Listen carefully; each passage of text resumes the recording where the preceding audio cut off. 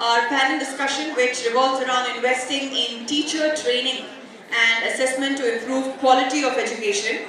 And I'd like to call upon the moderator on stage, Mr. 𝗟𝗶𝗸𝗲, Dean, 𝗟𝗏 Open Minds International School, BP Nagar, 𝗟𝗶𝗸𝗲𝗲, to please step forward. And I request our panelists to please come onto the stage. Mr. 𝗟𝗶𝗸𝗲, CEO, Meridian Group of Schools, Hyderabad. Mary Shanti Priya, Principal, Vista International School, Hyderabad. Yes, please clap for them, my dear friends, as they step forward to the stage. Amir Khan, Principal, 𝗟𝗶𝗸𝗲 School, Kompally, Hyderabad, to please step forward onto the stage.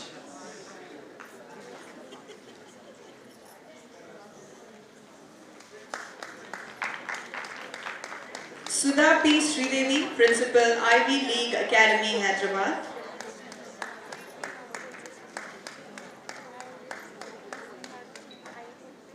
We'd also like to call upon Dr. 𝗟𝗶𝗸𝗲, ex-Dean, Reckleford International School, Hyderabad, to please step forward.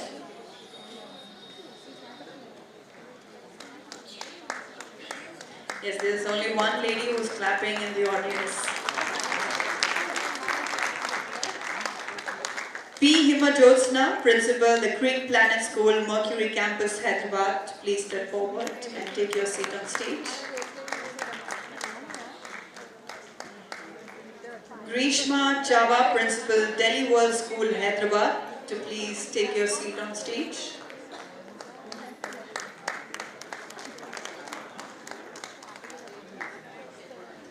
Revati Raju, Director, Sanskriti School, Hyderabad, to please step forward and take your seat on stage. Lata Madhavi, Faculty, 𝗟𝗶𝗸𝗲𝗏, to please step forward and take your seat on stage.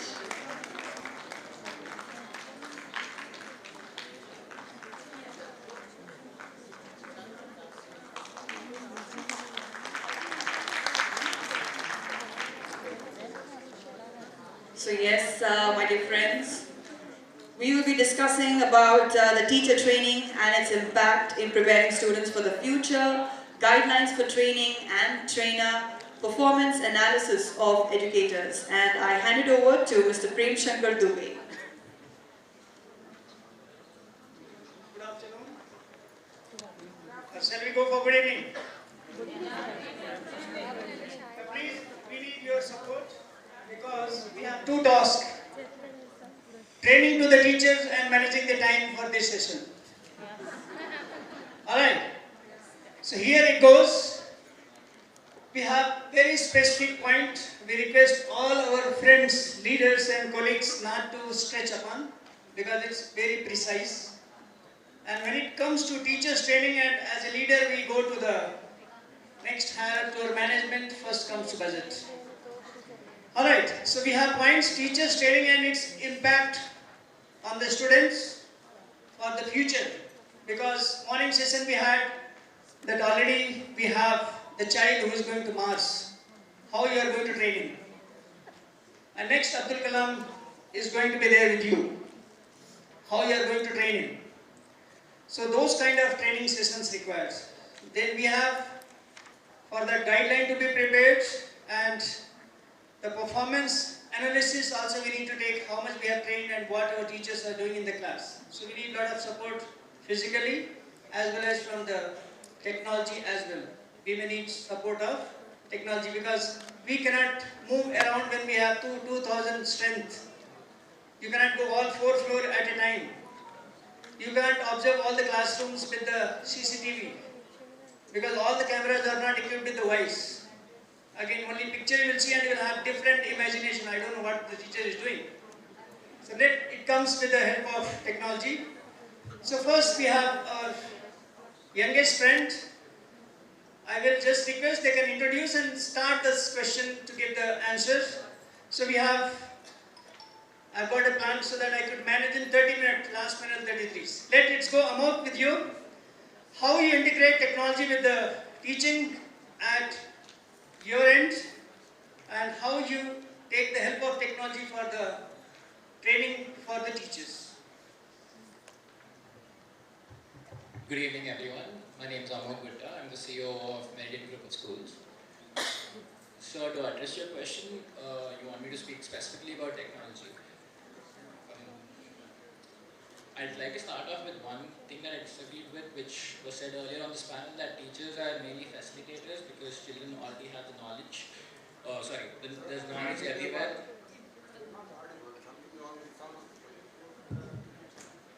Am I audible now, sir?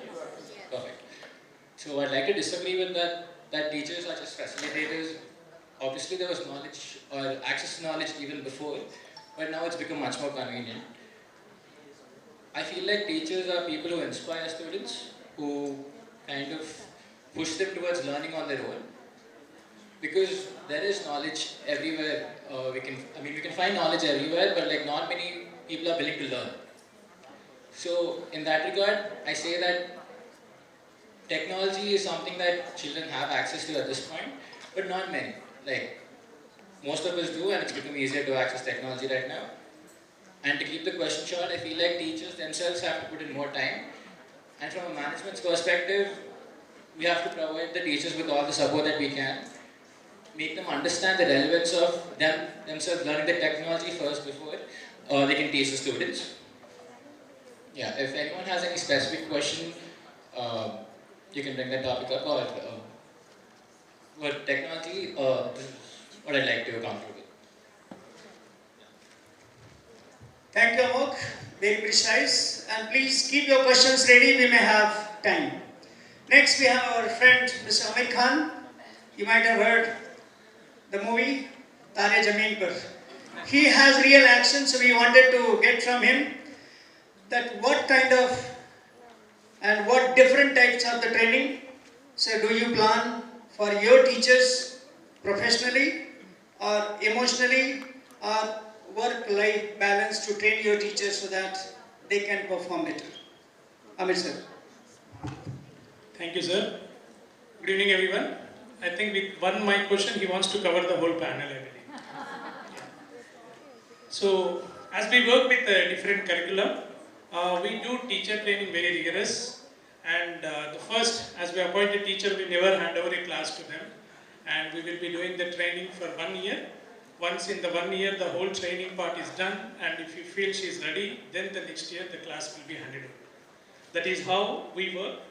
And coming to work balance, as you know, we work every Thursday after the children left. We stay back.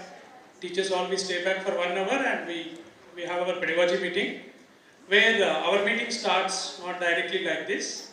We do a lot of play, games, social games and all. Then once teachers all that, they should forget all what they did from the morning. Then we get into the pedagogy points. That is one way of training. And the question I got, yeah, that's professional. Professional, as I mentioned, 1 year training, and it differs from like pre-primary training is different, primary training and high school training.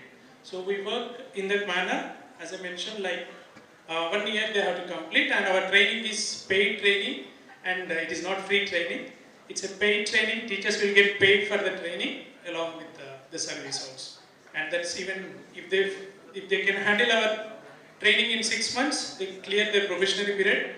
Otherwise, we can also tell them thank you for training, under training. So that's how we plan our trainings in our school. Thank you, sir. Thank you, Amit sir. Next, I would like to request our 𝗟𝗶𝗸𝗲. How do you prepare your teachers so that those teachers, they prepare for your children for exams, or how your teachers prepare for their futures? Please, ma'am. Good evening, everyone. I'm sure all of us are teachers, and we have prepared the children for the future and for the exams. We cannot say that we'll prepare them only for the exams and not for the future, and we can also not say that we cannot prepare them for the future but only for the exams. Both of them go very hand in gloves, undivided, because the curriculum, the way it has been framed, simple if you took it to the art integration program, what we are doing, which is running into.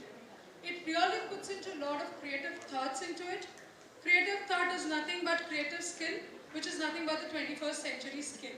When we are talking about the subject enrichment activity, we are asking the children to look into, think beyond the textbook, which talks about the critical thinking skills.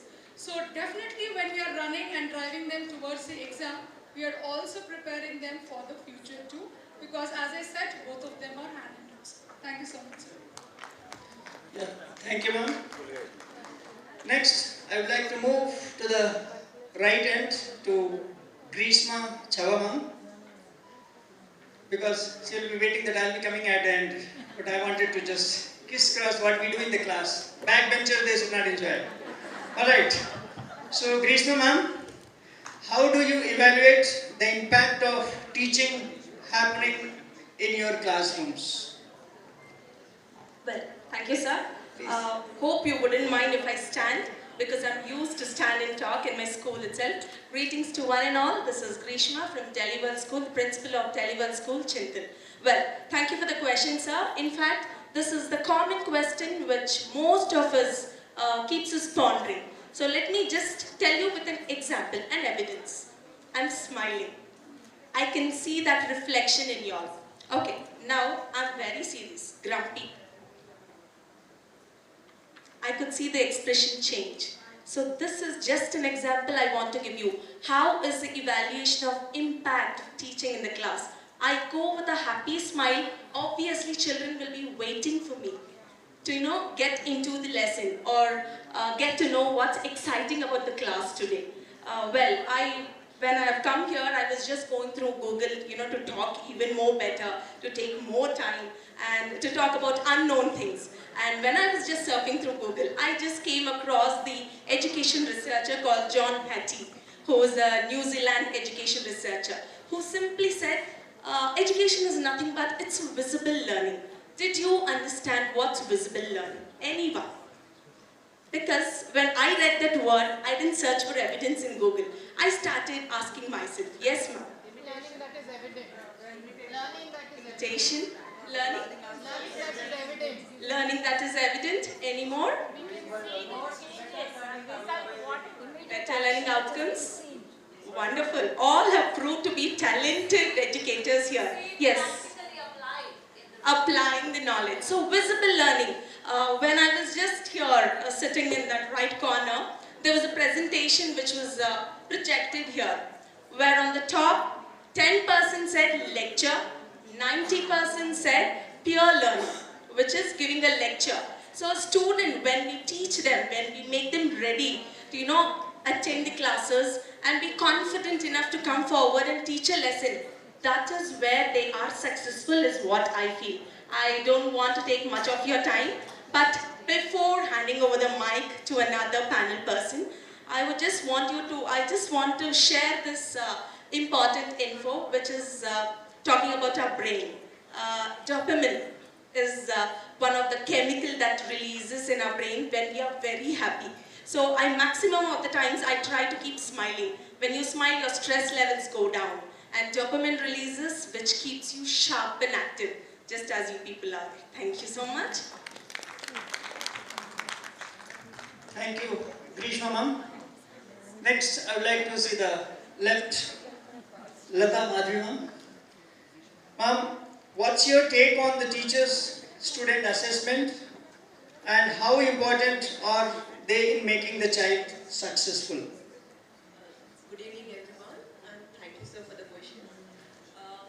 If I have to reflect on the assessment, if it comes to the teacher's assessment, the administrators or whoever is the observers who all are observing the teacher's lessons and all, so is the feedback given properly for the teacher so that there is a place for the teacher and the teacher is provided with a good training, again where assessment and training are interlinked.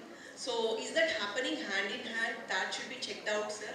Where we are observing the class, and I think sometimes the feedback is given, but the feedback is executed. I mean, again taken as a lesson, and the follow-up action is not done once again, sir. So this should be taken care of. And coming to the point of assessment of children, so everyone is running after marks, and I think almost all the private schools are conducting by the time our essay 1 is done in government schools, 2 to 3 tests are already happening in the private schools. And how far is the data assessed and what is the feedback given for the child or for the teacher? That is not happening. The exams are conducted, the child is assessed through the measuring tool, but you all are not taking it as, somewhere we all are not accepting it as understanding tool. The understanding, suppose the teacher is, a question is not answered by a maximum number of children, the teacher is not having time to reflect that the question has to be changed, or I am somewhere not putting forward for the child in a proper way, or somewhere that topic is not dealt in a proper way. The reteaching and relearning is not happening. So all these things, when the assessment is done, definitely the learnings should be relearned and retaught. Then only there will be a success through the assessment also. So the assessment is not just a measuring tool, but it is understanding tool that the child is not able to do in certain area, or the teacher is not perfect enough to do with the child in certain area. So all these things has to be re-looked into and retrained and relearned and redo the things once again. So this is what from the assessment side. So thank you. Ma'am, one thing I would like to speak on this. You said it is not assessment is done and it is not rectified. But most of all the schools, whenever they do the assessment, they will even look into the questions, whatever the children are not able to attempt, and they teach them again. Yeah, teaching them in the sense is, ma'am, it's not necessary for the whole class. Even the child, when you taught it in a better way, the child couldn't understand. Maybe the skill of the child is in some way drawing or doing it in the art form. So that is not done. That's what is my idea. So the child who is in need of your variety is different. That means the child knows drawing very well.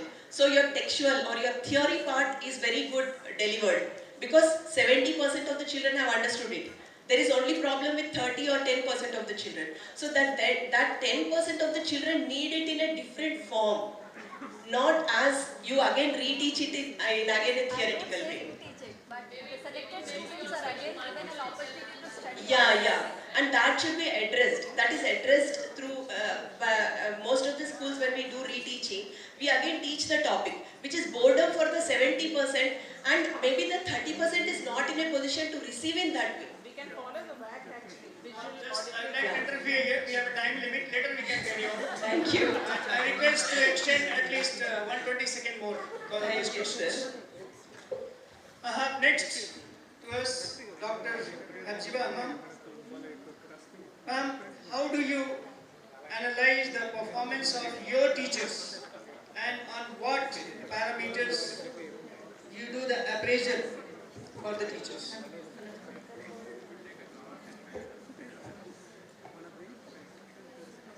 Thank you, sir. I'm Dr. 𝗟𝗶𝗸𝗲, and I've been working at the 𝗟𝗶𝗸𝗲 International School as a dean. And here comes about the question is about the evaluation and assessment of the educators. So this assessment and evaluation of the educators is very, very essential. This is in order to ensure that they are delivering a high quality education to the students. So to ensure that high quality education is being delivered to the students, this assessment and evaluation is very, very highly necessary.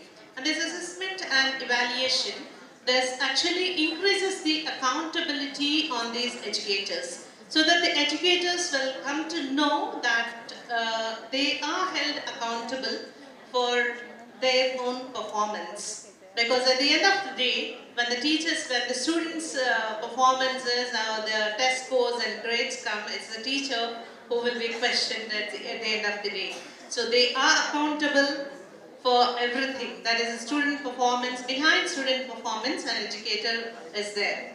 So regarding this, first and foremost, we need to set some certain criteria for this. And we all know what are all the criteria being principles, that is subject knowledge, 𝗖cie, and then communication skills of the educator, and then their interaction with the students, and the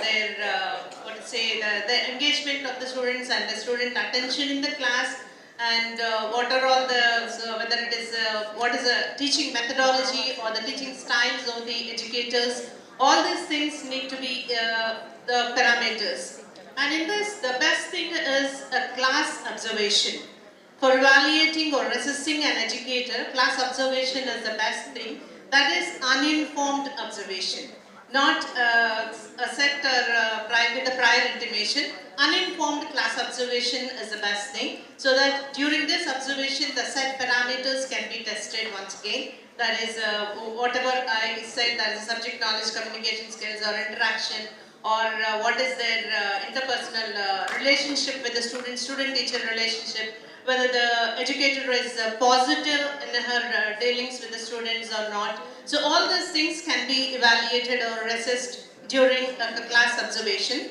And then coming to the next parameter is checking the academic performance of the educators. When we check the academic performance of the educator, it comes to the exam results once again. So collecting the data of the exam results is a good indicator to see the student outcomes. So to check, when we check the student outcome, then whichever educator students are having a consistent improvement or consistent progress in their academic performance, considered, naturally they are considered as the better educator, and then compared to the other set of students whoever is performing or getting less grades. So checking the test scores and grades can be one of the parameters for evaluating an educator. And then the educator's strengths and weaknesses can be identified, and even the areas wherever the educator is lagging behind can be identified, and those areas the school can provide some trainings or from some support to the educators, and wherever they are excelling, they can definitely be appreciated, because anything should go in a positive mode with the educator, between the educator and the school management, or with the school principal or whatever it is.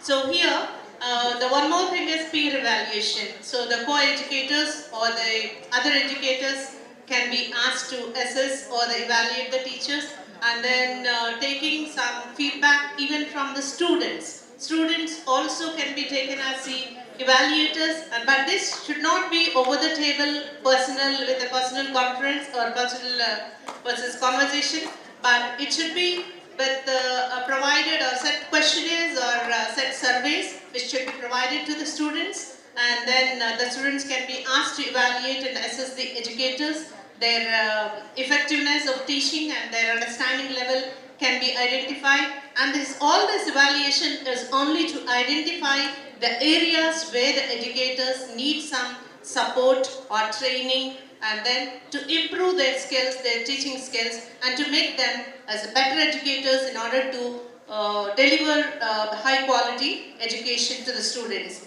And then the right kind of trainings or the high quality trainings for the teachers is the need of the hour, as we are all discussing about the upgradation of the teachers, because as the educators are getting aged, the upgradation is required. So upgradation, updation of the knowledge is required for everyone on this earth, because morning we heard that it is half-life period is only 13 months. So according to that, upgradation is required, and that upgradation can be done by providing some opportunities for professional development for the educators. And with this, I will close because the signal has come. Thank you, sir. Thank you all. Thank you, ma'am, for your inputs. I could remember with Mr. Ganguly's visit to your campus long back. I was there part of it. So I request next 𝗖𝗶𝗸𝗲 ma'am to just put her opinion. Please just be specific. What qualities and qualifications you look for your trainers to train your teachers, and suggest for all of us? Okay, that's a nice question. Thank you so much. Now, just now, ma'am has closed with saying that upgradation is important for every teacher. Do you specify only a teacher, or you specify in a person? This is my question. Any person, have you seen everybody upgrading themselves? Do you upgrade your wardrobe? Do you upgrade your house? Do you upgrade your other things which you need? Yes, we do that on a... I've just been here. I have to, right? So here the upgradation over here that, well, ma'am, you ate away my time.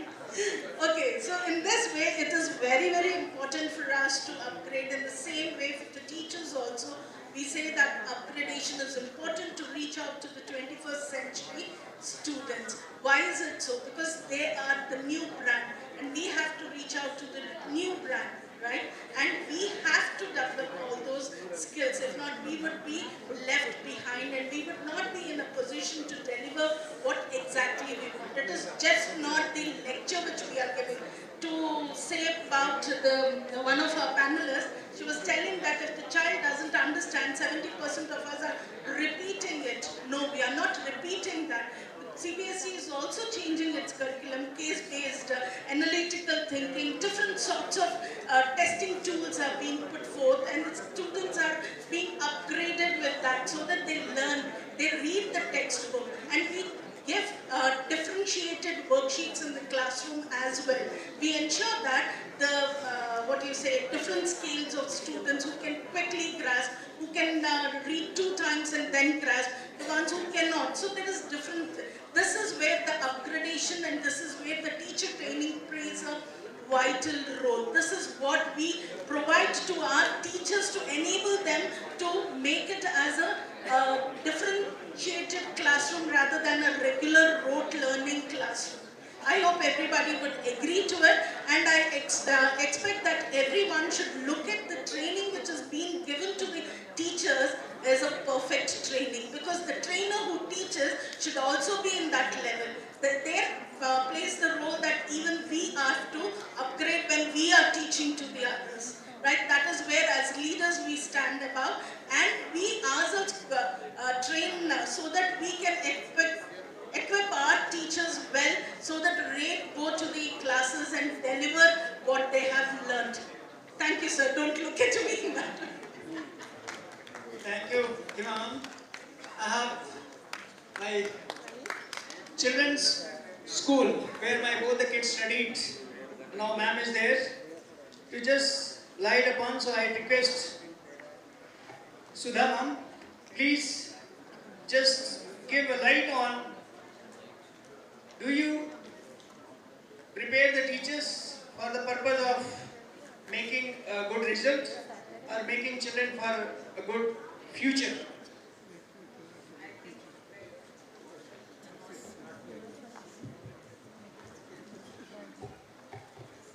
I think it was the past that we used to prepare our students for exam. And I'm a strong believer that we should prepare students for future. Because here there is one more thing that I would like to add. I think when we as teachers or when we train our teachers, we train something called as formative assessments, right? It is every instance that we step into the class and every session that we take, we look at how the students' learning must happen. So when we as principals or as auditors enter into the classroom for auditing our teachers also, we look at this part. And if we look, like wherever we go for auditing, you will be given the the criteria based on what level your teacher is allowing your student to go. It is not that we limit our students to the number that they get. Even when the teacher's training happens, I think most of us, it's not me alone, what I've seen is from CBSE to from Cambridge to any training that is happening today, it is more future based. And the focus is more towards building the 21st century skills, so the impact of marks is reduced.